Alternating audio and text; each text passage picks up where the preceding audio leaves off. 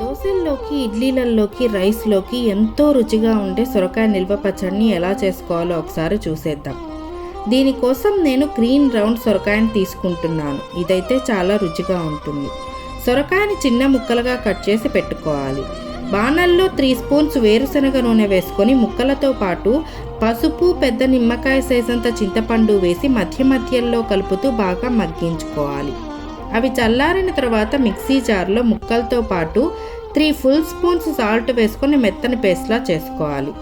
బాణల్లో 2 spoons ఆవాలు, 1 spoon మెంతులు వేసి దోరగా వేయించుకొని మిక్సీ చేసుకొని పక్కన పెట్టుకోవాలి. అదే బాణల్లో 3 స్పూన్స్ వేరుశనగ నూనె, ఆవాలు, ఎండుమిర్చి, ఇంగువ వేసి వేగిన తర్వాత సొరకాయ పేస్ట్ వేసుకొని అందులోనే 4 స్పూన్స్ కారము, ఆవాలు, మెంతుల పౌడర్ వేసి కలుపుకొని 5 మినిట్స్ తర్వాత దించుకుంటే పచ్చడి తయారైపోతుంది. ఇది 15 డేస్ వరకు నిల్వ ఉంటుంది.